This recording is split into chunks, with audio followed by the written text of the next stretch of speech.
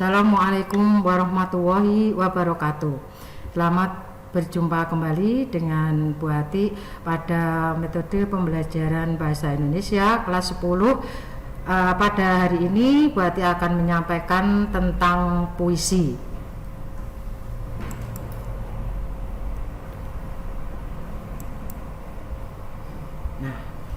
Apa itu pengertian puisi? Tentunya anak-anak sudah pernah mendengar atau membaca, bahkan ada yang sudah pernah menulis yang namanya puisi. Nah, sekarang apa itu pengertian dari puisi?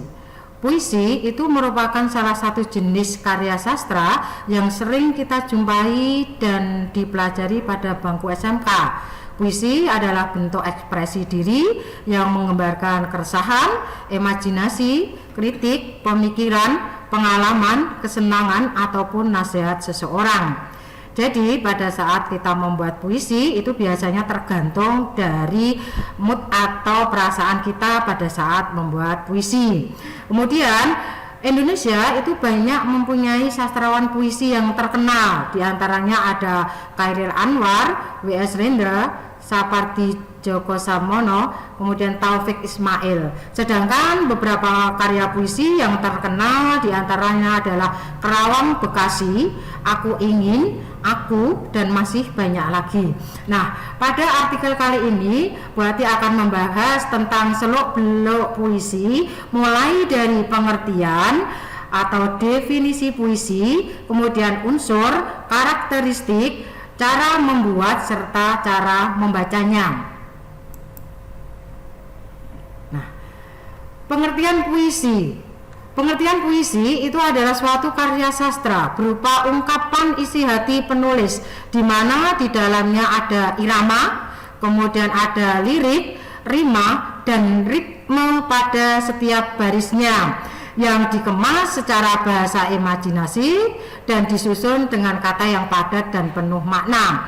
Ada beberapa pengertian puisi menurut para ahli. Yang pertama adalah menurut H.B. Yasin. Menurut H.B. Yasin, yang namanya puisi itu adalah suatu karya sastra yang diucapkan dengan sebuah perasaan yang di dalamnya mengandung suatu pikiran-pikiran dan suatu atau sebuah tanggapan-tanggapan. Kemudian beda lagi dengan yang menurut Sumardi. Kalau menurut Sumardi, puisi adalah karya sastra dengan bahasa dipadatkan, dipersingkat, dan diberi irama dengan bunyi yang padu dan kata-kata bermakna kiasan atau imajinatif. Kemudian kalau menurut James Revans, puisi itu merupakan ungkapan bahasa yang penuh dan kaya akan daya pikat. Dan kemudian kalau menurut Irman Waloyo, puisi adalah suatu karya sastra yang mengungkapkan pikiran dan perasaan penyair secara imajinatif dan disusun dengan memfokuskan semua kekuatan bahasa dan sebuah struktur fisik dan struktur batinnya. Jadi kesimpulannya adalah sebuah puisi atau pengertian puisi itu adalah jenis karya sastra yang memiliki unsur sajak, bait, baris, dan tipografi. Itulah yang disebut dengan puisi. Kita lanjut. Yang kedua tentang ciri-ciri puisi. Yang pertama, puisi itu memiliki rima atau sajak yang teratur. Kemudian yang kedua, puisi itu bermakna konotatif. Kemudian yang ketiga, puisi bermakna simetris. Yang keempat, puisi juga lebih menggunakan sajak syair atau pola pantun, puisi lama ya. Kemudian yang kelima, puisi terdiri dari kesatuan sintaksis atau gatra. Dan yang terakhir, bahasa yang digunakan pada puisi itu lebih padat daripada prosa dan drama. Kemudian kita lanjut ke unsur-unsur puisi. Dalam puisi itu terdapat unsur-unsur yang membentuknya, sama hanya pada teks sastra yang lain. Kalau teks sastra yang lain itu ada unsur pembentuknya ada dua, yaitu unsur intrinsik dan ekstrinsik. ekstrinsik. Tetapi dalam puisi ini juga ada dua, tapi unsur puisinya terdiri dari struktur batin dan struktur fisik. Apa itu struktur fisik dari puisi? Yang namanya struktur fisik itu adalah unsur puisi yang bisa dilihat dan diamati secara langsung dengan mata. Struktur ini terdiri dari diksi, kemudian citraan, majas, kata konkret, tipografi, dan rima. Diksi itu adalah pilihan kata oleh seorang penyair. Jadi pada saat membuat puisi itu harus ada diksinya, harus kata-katanya harus dipilih. Kemudian yang kedua ada tipografi. Tipografi itu adalah bentuk format suatu puisi atau yang bisa disebut dengan pengaturan baris, baris tepi, baris kanan, kemudian baris atas, bawah, kemudian jenis huruf dan lainnya, itu masuknya pada tipografi. Kemudian yang ketiga ada majas. Majas itu adalah pemakaian bahasa dengan cara melukiskan sesuatu dengan konotasi khusus sehingga arti sebuah kata itu bisa mempunyai banyak makna. Kemudian yang keempat ada kata konkret. Kata konkret itu adalah susunan kata yang memungkinkan terjadinya sebuah imajinasi. Yang kelima ada imaji atau citraan, itu adalah pemberi gambaran kepada para pendengar atau pembaca seolah-olah dapat melihat, mendengar, atau merasakan, mengalami hal-hal yang ada di dalam sebuah puisi. Kemudian citraan itu mempunyai 6, ada citraan penglihatan yang bisa dilihat dengan mata, kemudian pendengaran yang bisa didengarkan, kemudian penciuman yang bisa cium, kemudian perasaan yang bisa dirasakan, perabaan yang bisa diraba, dan pergerakan. Kemudian yang berikutnya ada rima atau irama. Nah, rima atau irama itu adalah persamaan bunyi dalam penyampaian puisi dari awal hingga akhir puisi. Beberapa bentuk rima diantaranya ada onomatope. Onomatope itu adalah tiruan bunyi. Ya, misalnya perang yang mengungkapkan sesuatu yang pecah. Kemudian bentuk intern pola bunyi atau aliterasi, asonansi, kemudian persamaan awal, sajak berselang, dan seterusnya. Kemudian pengulangan kata. Pengulangan kata itu adalah penentuan tinggi rendah, panjang pendek, keras lembut suatu bunyi dalam puisi. Kemudian yang kedua, kalau tadi adalah struktur fisik puisi, kalau yang kedua adalah struktur batin puisi. Apa struktur batin puisi itu? Struktur batin puisi itu adalah unsur pembangun puisi berupa makna yang tidak terlihat oleh mata. Kalau tadi yang struktur fisik itu bisa dilihat dengan mata, tapi kalau yang batin itu yang tidak terlihat oleh mata. Contohnya apa? Ada tema, ada nada, ada suasana, ada perasaan, dan ada amanat. Apa itu tema? Tema itu adalah unsur inti yang berupa makna tersirat yang disampaikan penulis kepada pembaca. Kemudian ada nada. Nada itu adalah sikap penyair terhadap audien atau pendengarnya. Kemudian amanat itu pesan yang ingin disampaikan oleh penulis. Dan yang keempat ada perasaan. Perasaan itu adalah sesuatu hal yang dilatari oleh latar belakang penyair. Misalnya agama, pendidikan, kelas sosial, jenis kelamin, dan sebagainya. Kemudian yang berikutnya ada jenis-jenis puisi.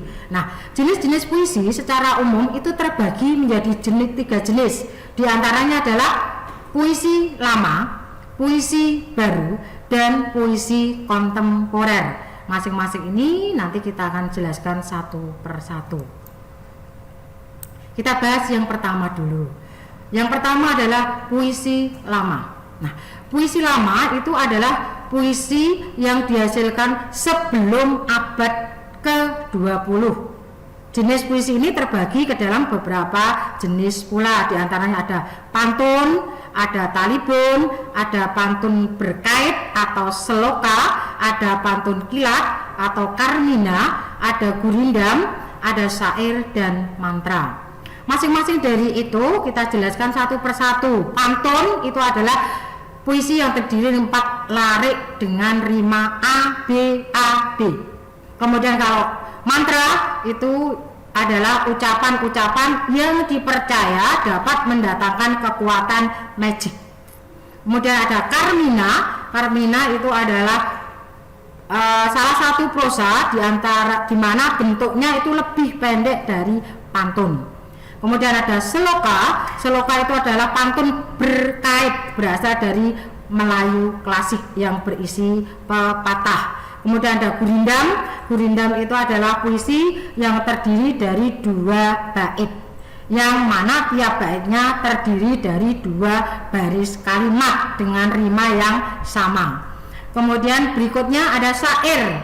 Syair itu adalah puisi yang tersusun atas 4 baris dengan bunyi akhir yang serupa. Yang terakhir ada talibun. Talibun itu adalah pantun yang lebih dari 4 baris dan memiliki rima A, B, C. A, B, C. Lanjut kita ke puisi baru. Puisi baru itu adalah puisi yang lebih bebas dari puisi lama, baik dalam jumlah baris, suku kata maupun rima. Ada beberapa jenis puisi baru yang bisa kita sebutkan. Yang pertama ada balada. Balada itu adalah sajak sederhana yang mengisahkan tentang cerita rakyat yang mengharukan. Biasanya disajikan dalam bentuk dialog atau dinyanyikan. Kemudian yang kedua ada himne. Itu adalah sejenis nyanyian pujaan yang ditujukan untuk Tuhan atau dewa.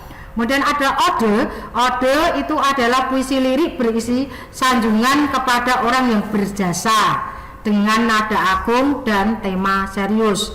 Kemudian ada epigram. Epigram itu puisi yang berisi tentang ajaran dan tuntunan hidup. Kemudian ada romansa, yaitu puisi cerita yang berisi luapan perasaan cinta kasih. Elegi itu syair atau nyanyian yang mengandung ratapan atau ungkapan duka cita. Kemudian ada satire. Satire itu adalah puisi yang menggunakan gaya bahasa berupa sindiran atau kritik. Kemudian ada destikon, puisi yang masing-masing bait terdiri dari 2 baris. Kemudian tersina itu puisi yang terdiri dari 3 baris. Quatrain itu adalah puisi yang terdiri dari 4 baris. Kemudian queen itu adalah puisi yang terdiri dari 5 baris. Sektet itu puisi yang terdiri dari 6 baris. Kemudian septima itu puisi yang terdiri dari 7 baris. Kemudian oktav atau yang disebut dengan stanza itu adalah puisi yang terdiri dari 8 baris. Kemudian soneta itu puisi yang terdiri dari 14 baris yang dibagi menjadi 2, di mana 2 bait pertama masing-masing 4 baris dan 2 bait kedua masing-masing 3 baris. Nah, yang ketiga, kalau tadi sudah kita jelaskan tentang puisi baru, puisi lama, bentuk puisi yang ketiga adalah puisi kontemporer. Anak-anak pernah mendengar yang namanya kontemporer. Nah, apa itu puisi kontemporer? Puisi kontemporer itu adalah jenis puisi yang berusaha keluar dari ikatan konvensional. Jadi, puisi kontemporer itu selalu berusaha menyesuaikan dengan perkembangan zaman. Tidak lagi mementingkan irama, gaya bahasa, dan lain-lainnya yang terdapat pada puisi lama maupun puisi baru. Puisi kontemporer itu dapat diklasifikasikan sebagai berikut. Ada puisi mantra, yaitu mengambil sifat-sifat dari mantra. Kemudian ada puisi beling. Ya, puisi beling itu puisi yang sudah tidak mengikuti aturan umum dari ketentuan dalam sebuah puisi. Jadi di sini puisi beling itu puisi yang tidak mengikuti aturan umumnya. Jadi bisa saja yang namanya puisi beling ini puisi yang dibuat sendiri. Kemudian ada puisi konkret, puisi yang lebih mengutamakan bentuk grafis. Grafis itu apa? Wajah dan bentuk lainnya, dan tidak sepenuhnya menggunakan bahasa sebagai media. Itu yang namanya puisi kontemporer. Kemudian yang berikutnya, bagaimana cara membuat sebuah puisi? Kalau tadi anak-anak sudah mengetahui bentuk-bentuk puisi atau jenis-jenis puisi, pengertian puisi, kemudian kita lanjut ke cara membuat puisi. Cara membuat puisi yang pertama adalah tentukan tema atau judulnya. Dalam menentukan sebuah tema, pilihlah tema yang menurut Anda menarik dan sesuai dengan kata hati. Artinya puisi itu bisa menggunakan tema yang berhubungan dengan alam, bisa berhubungan dengan persahabatan, bisa berhubungan dengan sosial, pendidikan, atau ungkapan hati yang biasanya sering kita lihat atau mudah untuk membuat sebuah puisi biasanya adalah ungkapan hati. Pada saat anak-anak sedang jatuh cinta itu mudah sekali membuat puisi karena di sini ada ungkapan hati ya. Hatinya berbunga-bunga sehingga mudah untuk membuat sebuah puisi. Rangkaian kata-katanya nanti juga akan indah-indah. Lain lagi kalau Anda membuat puisi dalam keadaan marah, rangkaian kata-katanya juga tidak akan seindah rangkaian kata-kata pada saat Anda membuat puisi sedang jatuh cinta ya. Kemudian yang berikutnya itu adalah menentukan kata kunci. Jika Anda membuat sebuah puisi, Anda sudah harus bisa menentukan tema dan judul. Langkah selanjutnya Anda harus menentukan kata kunci yang akan dikembangkan menjadi sebuah kalimat. Satu kata kunci yang digunakan itu untuk satu larik, atau satu kata kunci dibuat untuk membuat satu bait ya. Kemudian yang ketiga, kita menggunakan gaya bahasa. Gaya bahasa itu fungsinya untuk apa? Untuk memperindah puisi. Anda bisa menggunakan berbagai macam majas agar pembaca atau pendengar itu tidak bosan untuk membacanya ya.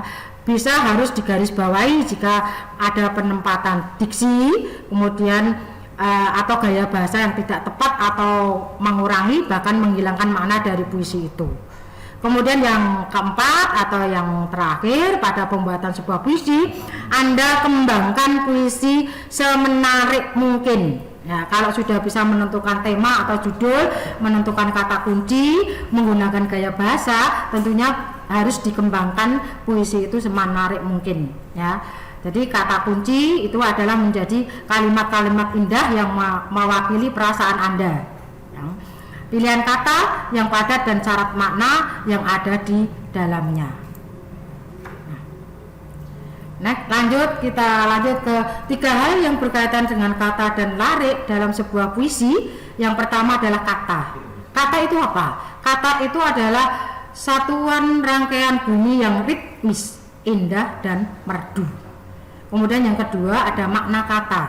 Makna kata yang mengandung banyak tafsir ya. Kemudian yang ketiga itu mengandung imajinasi mendalam tentang hal yang dibicarakan. Itu 3 hal yang berkaitan dengan kata dan larik dalam sebuah puisi. Lanjut, yang terakhir kita akan berbicara tentang bagaimana cara membaca sebuah puisi yang baik. Cara membaca puisi yang baik yang pertama ekspresi. Ekspresi itu ada mimik dan pantomimik. Artinya mimik itu adalah ekspresi wajah atau gerakan wajah, kemudian pantomimik itu adalah gerakan selain wajah, mungkin menggunakan tangan, bisa menggunakan gerakan kaki dan sebagainya. Kemudian yang kedua ada kinesik atau gerakan tubuh yang sesuai dengan puisi yang dibawakan. Yang ketiga ada artikulasi atau kejelasan dan ketepatan pelafalan kata. A, I, U, E, O-nya harus jelas. Kemudian yang berikutnya ada irama panjang pendek, kemudian tinggi rendah, keras lembut suara. Dimana di sini kalau nadanya tinggi atau marah itu berarti nadanya harus tinggi. Kemudian kalau sedih nadanya harus rendah. Tidak ada orang yang marah nadanya rendah. Kamu jangan kemana-mana, tidak ada ya. Jadi harus tinggi dan keras. Kemudian yang terakhir ada intonasi atau penekanan kata, di mana kata itu atau puisi itu harus ada penekanan katanya, harus ada intonasi tertentu yang di dalam puisi itu harus ditekankan, di mana sebuah makna itu bisa dipahami. Nah, itulah tadi yang disebut dengan puisi dari penjelasan Bu Hati. Mudah-mudahan nanti bisa bermanfaat. Sekian, terima kasih. Jangan lupa tetap semangat, jaga kesehatan karena kita masih dalam masa pandemi, sehingga anak-anak harus tetap jaga kesehatan, kemudian patuhi protokol kesehatan yang ada atau yang berlaku saat ini. Sekian dan terima kasih, semoga bermanfaat. Assalamualaikum warahmatullahi wabarakatuh.